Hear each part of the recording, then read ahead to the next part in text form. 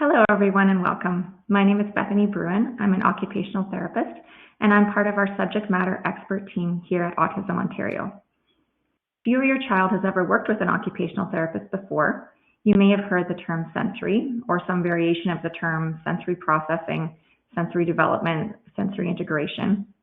And these terms have also become more common in pop culture as some sensory tools like fidget spinners or weighted blankets or noise-canceling headphones have become more mainstream and readily available. Here at Autism Ontario, we've selected this topic to provide a bit more of a foundation in some of the theory behind sensory processing and sensory tools, as well as to give a bit of an overview of some common strategies and recommendations you might encounter related to sensory. Today is the first in a series of 3 presentations on this topic, and will be an introduction to the sensory systems. So before we get started, I thought I would give a bit of a brief overview of what we're going to speak about today.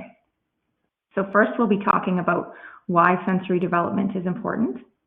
We'll be sort of defining the term sensory integration and sensory processing. We'll be looking at the connection between sensory development and autism, as well as the connection between sensory development and our environment. And finally, we'll be talking briefly about some sensory challenges you may be encountering. So before we get into too much detail, I wanted to do a bit of a mindfulness exercise to get us in the right frame of mind for today's presentation. Imagine yourself on a deserted beach. Try to imagine things you might see. Do you see water or sand, boats or trees? Imagine what you might hear. Do you hear waves lapping gently on the shore? Birds calling in the sky? Do you hear the wind softly blowing through the trees? What are you smelling? Can you smell the water or a fishy smell? Are you feeling anything on your skin? Maybe the sand between your toes, the breeze on your face? What are you feeling in your body? Are you sitting down or standing up? Are you lying down? And thinking of all of these different sensory experiences, how are you feeling emotionally? Do you feel calm and relaxed? Are you feeling bored or sleepy? Is the sand starting to feel too sticky and itchy? Are you too hot? Is the sun too bright and the birds are too loud? And then how might you be responding? How are you behaving? What actions are you taking? Are you sitting quietly on the sand? Are you taking a nap? Are you going to go for a walk or a swim? Or are you trying to find a way off of this beach? For some of us, it might be difficult to imagine a situation like this if we've never been to a beach before. And for others, this imagination exercise might have been a relaxing break in our day. For some of us, this might have felt stressful or overwhelming. And regardless of how you're feeling, hopefully this little exercise has gotten you thinking about sensory experiences and information and how things that are going on in the environment might be affecting how we're feeling and, as a result, how we're responding. This also reminds us that different people have different sensory needs. Some people might find a quiet environment relaxing, while others might feel bored or restless or sleepy. And what feels like a quiet environment for some might feel busy to others. If you're ready, we'll try another one. So now imagine yourself at a busy amusement park. What types of sights and sounds might you see here? Do you hear the sounds of rides, the screaming, music, games, bells, whistles? Do you see lights, movement, people? Do you smell maybe some fried food or confections, cotton candy? Can you taste anything? What are you touching? And how is your body feeling? Did you go on a ride? Did that affect your balance? What about your movement and body position and muscle control? Again, thinking of all those different sensory experiences, how are you feeling emotionally? Are you excited? Are you scared? Do you feel overwhelmed, worried? Are you happy? Are you having fun? And again, how might you respond with actions? Are you yelling and running, going on all the rides and trying all the food? Or are you trying to find somewhere quiet to escape? So in comparison to our beach activity, some might find this busy environment exciting, and others might feel overwhelmed. If we pay attention to our environment, our senses, our feelings, and our related actions, it can help us to set us up for success in our day-to-day interactions with others and the world around us. You might have already found strategies that work for you to help you stay calm and regulated, even when the environment is not ideal for your sensory needs.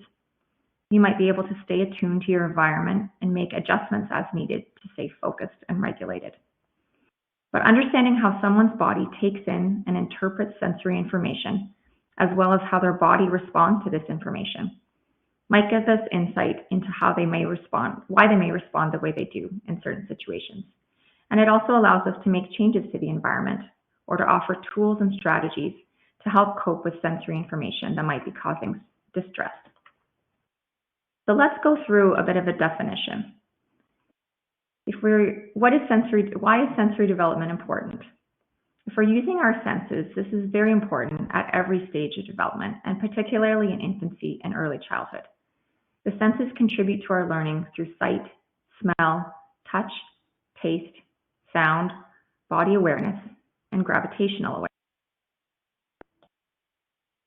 So you may have heard of the common 5 senses before: smell, taste, touch, hearing, and vision. And we also have some common senses that you may be less familiar with.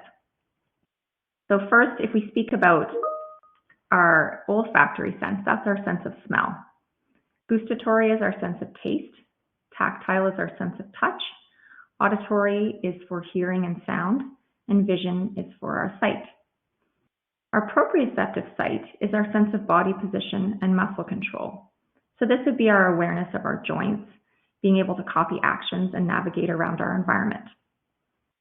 Next, our vestibular sense is our sense of awareness in relation to gravity. So this is our movement and balance, and it also involves our head position. So things like going upside down or spinning are involved with our vestibular sense. Finally, our sense of interoception is our perception of senses from inside the body, and that includes our perception of physical sensations related to internal organ function, such as our heartbeat, our breathing or respiration, and satiety, so that's our sense of feeling full, as well as how our nervous system is reacting and responding in relation to our emotions. Now, what is the term sensory integration? What does that mean? It's defined as an individual's ability to organize, integrate, and process sensory information received from inside the body and from the external environment to produce purposeful and goal-directed responses. So in other words, this is the process of taking in information through our senses and then organizing this information to create an appropriate response. So we take in our input from the different sensory organs to be processed in different areas of the brain, and then this information is shared between areas of the brain through functional integration. Through this process, the senses are constantly interacting with the environment and helping us to understand, where am I? What am I doing? What do I want? What do I need? And how will I react? So if we look at an example,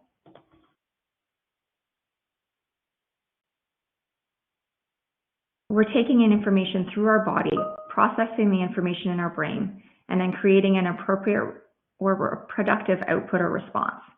For example, our ear hears a message, our brain interprets the message, and then we respond with appropriate responses. Most of the time, our nervous system is able to regulate its own activity and generate these responses, graded in an appropriate way to the sensory stimuli, rather than over or under responding to the stimuli. So here's a little diagram that shows us what that looks like.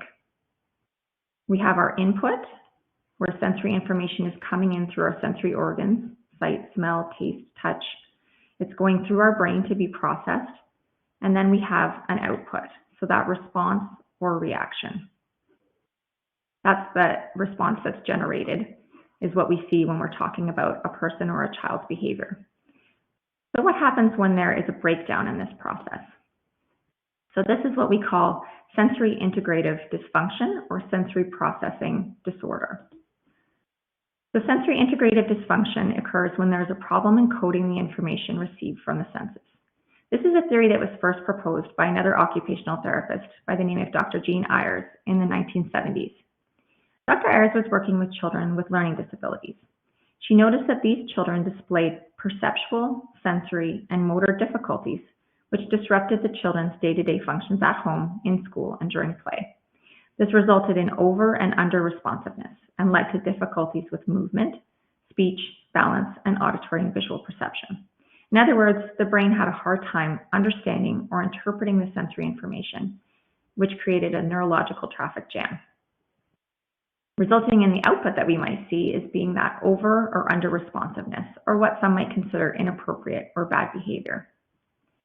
Today, the term sensory processing disorder has replaced sensory integration dysfunction, and since the pioneering work of Dr. Asd, it has been expanded upon as more research about how the brain and the senses function together becomes available. Now we're going to talk about the concept of habituation. Habituation is the idea that over time, the brain habituates or becomes used to repeated sensory input. So for example, if we think about a car alarm, if you live in a city or an urban area, you've probably heard the sound of a car alarm many times before. You've gotten used to the sound so much so that likely if you hear a car alarm go off, you probably have little or no response. But if we think of our kids, maybe a young child who hears a car alarm for the first time might be startled at first or fearful of this new loud alarming noise. Another example would be the sound of a train. So if you're like me and you live close to a train track, you've probably become habituated to the sound of a train and you barely notice it, while visitors to your home might find it loud and distracting. Individuals with sensory processing difficulties are often found to have abnormal habituation responses. So the same sensory input continues to result in an alarm or a fight or flight response, even after many exposures. We call this response hypervigilance. So in other words, always being hyper or extra aware of our surroundings and not being able to shut out or get used to common sensory information. This means that sensory information can often feel overwhelming as the brain struggles to sort through what information is important and needs to be responded to so that we interpret as danger versus what information is normal and background noise, so to speak, so that's safe and can be ignored. Now, how does sensory development relate to autism? So sensory differences are included in the diagnostic criteria for autism spectrum disorder. The most recent edition of the Diagnostic and Statistical Manual of Mental Disorders, so the DSM-5, has incorporated hyper or hyporeactivity to sensory input or unusual interest in sensory aspects of the environment as possible Asd symptoms, and this is under the category of restricted and repetitive behaviors. We know from research that sensory differences are very common for autistic individuals and have been reported by parents of children as young as 6 months, as well as self-reported by autistic adults of all ages. Sensory development in autism has also been highly researched. So research is currently being completed to better understand how sensory differences are related to specific brain structures and connections. Science is showing that there's measurable differences in the white matter, so the brain cells, in specific parts of the brain, and that these differences can be matched to specific sensory responses. So one example might be the concept of tactile defensiveness, which is where we're feeling kind of oversensitive to different touch sensations. And there's a specific part of the brain that we can measure that looks different in individuals who have tactile defensiveness. Now, sensory development and our environment means we don't necessarily have evidence to suggest that lifestyle or environmental factors can cause difficulties with sensory processing or sensory integration. But if we consider the differences in how children experience the world now versus historically, we can speculate that some of these factors may affect brain development and therefore sensory processing. So let's think about the type of sensory information that's being received in each of these scenarios. In the first picture, we see children seated together indoors doing desk work. In the next picture, children are involved in a tug of war outside. So let's think of the differences in sensations for each of these scenarios. Indoor seated desk work involves mostly sight, and then there's the input from our hands while we're drawing or printing or painting. And on the other hand, active physical play outdoors involves the whole body, as well as taking in the sights and sounds of nature. In the next two pictures on the bottom, for our youngest children, we can think about the differences in sensory input for a child who spends much of their time seated, maybe in a car seat or in a high chair, versus a child who's encouraged to explore their environment using all of their senses and is constantly changing positions. So if you remember when we were talking about the vestibular sense, so that sense of head position in relation to gravity, we think of how those sensations might be developed differently in each of these children.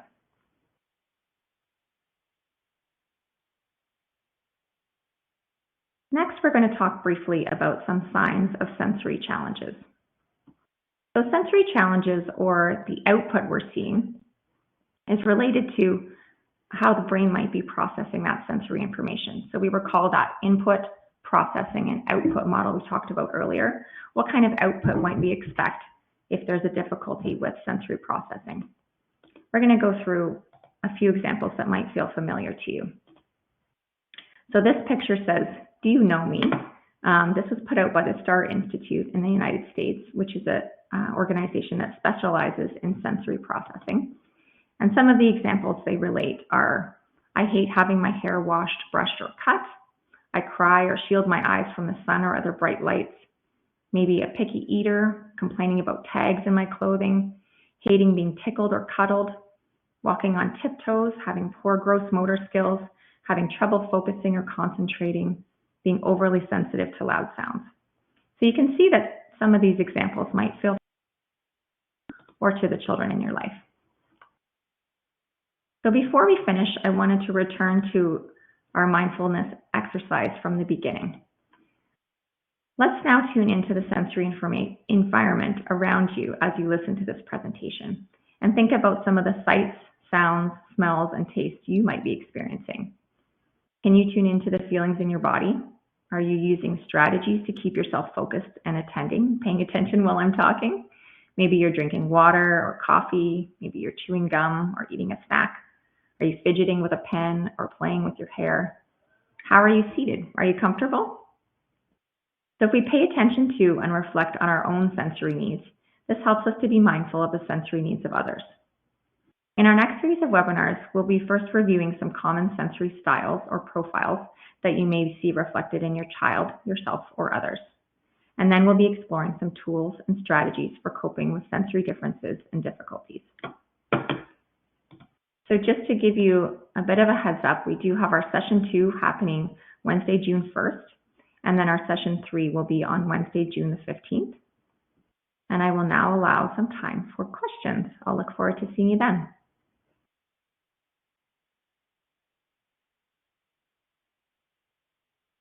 Hi everyone, welcome back. Thanks for your patience. We had a little bit of technical difficulties there. We're going to go ahead with the question and answer period now.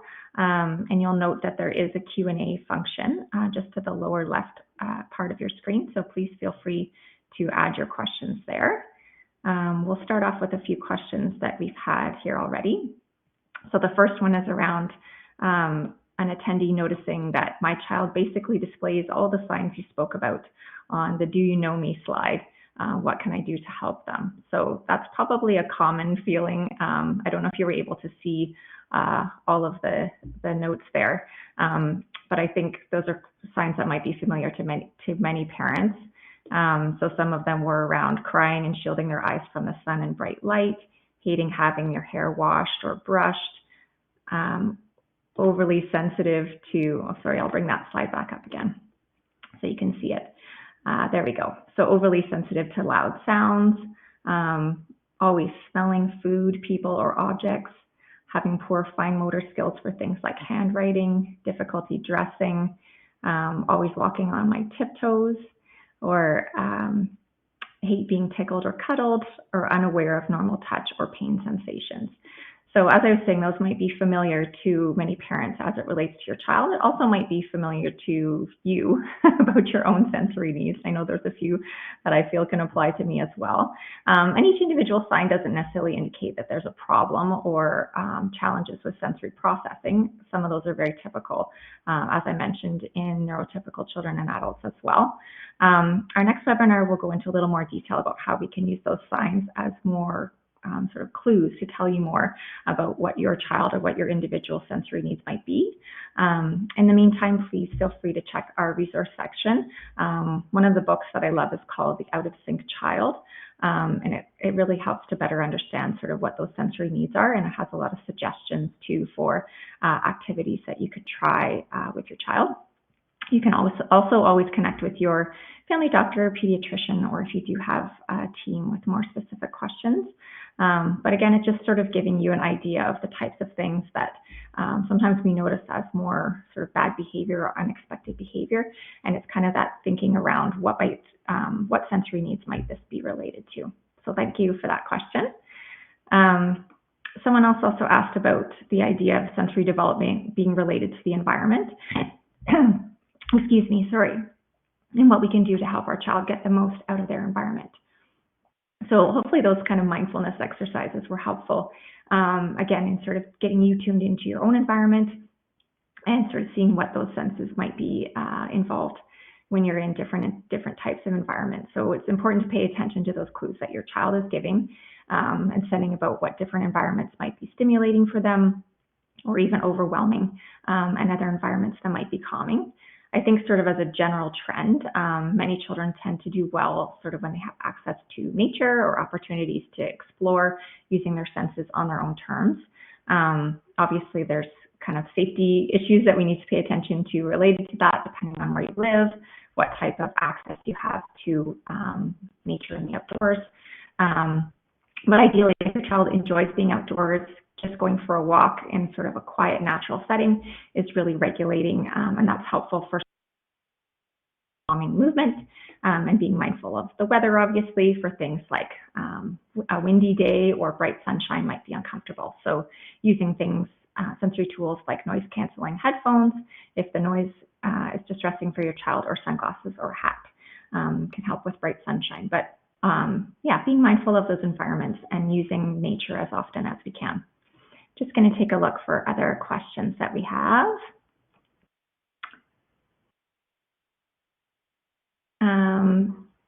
Sorry, someone asked what was the name of that book. So it's called The Out of Sync Child. There is an area in the that you can navigate that's called resources. That has a few links to live websites, and it also has a list of books that you can read together with your child, or also books for parents too. So that one was called The Out of Sync Child.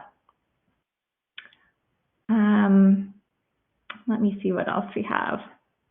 Asking about navigating clothing sensitivity. So that's a great question, and that ties into the concept of sort of tactile defensiveness that we were talking about. So tactile is the sense of touch. Defensiveness means that we're kind of overly sensitive or are hyper aware of that sense. So one tool that an occupational therapist might use if you're working with an OT is brushing, or anything where you're sort of applying deep pressure. Sometimes light touch can be really uncomfortable, upsetting, distressing for children or adults on the autism spectrum. And that deep pressure is often more calming and regulating. So in terms of clothing, we'll get into that a little bit more in our next few webinars, but using anything where we can apply deep pressure, so even compression garments sometimes help with that sensitivity around clothing. Obviously, removing tags, if you can get seamless socks, those are all really helpful tools as well. Other questions around, someone asked if sensory issues that were present when our child were younger will be wearing off or no longer an issue. Is this something we should still pay attention to if it ends up being an area of concern? So it's a great question. We also had someone asking about whether those signs, sensory signs, will whether a child grow out of their sensory sensitivities. And I think scientists used to think that people would outgrow their sensory issues because there was a lot less observable behaviors in adults as compared to children. But what we're learning now is that sort of through self-report as adults on the autism spectrum tend to report the same amount of sensory concerns, but they've had some skills or strategies developed over time to be able to cope with those. So it kind of ties into that concept of masking or camouflaging that we talk about, where neurodiverse individuals are hiding or minimizing autism traits to fit in with the neurotypical world. So not necessarily that your child will outgrow these sensory issues, but they may find strategies, or you might be able to find strategies that can help to minimize how those sensory issues are impacting their day-to-day function. So hopefully that answered your question. And sort of, I guess, your follow-up piece was, is this something we should still pay attention to if it ends up being an area of concern? So obviously, if there are things that used to bother your child that don't bother them anymore, then great. We can still kind of check in from time to time, but if there are things that are persistent concerns, sensory is a great place to start, looking at that sort of under or overreaction, but also looking, again, checking in with your OT or checking in with your doctor about if there's other things that might be impacting that behavior or that response. What else do we have here? And again, as I mentioned, please feel free to use the Q&A section to add your questions. Someone's asking about the connection between sensory issues and ADHD. And that's definitely a large area of research, that connection between sort of that hypervigilance that we were talking about earlier. So that idea that sensations or sensory input that sometimes we can be habituated to, we get used to, it doesn't necessarily, it's kind of more that safe information. So it doesn't present a concern for us anymore. That's a similar situation in ADHD where that habituation response doesn't necessarily develop in the same way. So those, that input that's coming in from all different areas is harder to filter out. We can go into that a little more detail at our next webinar session. Someone's asking if this session will be available for viewing following today's session. So thanks for asking. This will be recorded and it will be archived available for you to watch. We do have another session coming up in a few weeks. I think it's June 1st. For our second session will be, we're calling it Sensory Detective, which is again just sort of taking some of this sensory information and using those clues to sort of understand better about your child or the person in your life who may be experiencing sensory issues, and we can look at some strategies related to that. So please feel free to register and join us for that. I think that's it for today, unless there's any more questions. Again, I want to thank you for joining us today. As I mentioned, this session will be archived and it has been recorded and will be archived, so you can refer back or send it to someone else that you might think might be interested. And I will look forward to seeing you back. Please make sure you register for session 2 and session 3. Thanks again and have a wonderful afternoon. Bye-bye for now.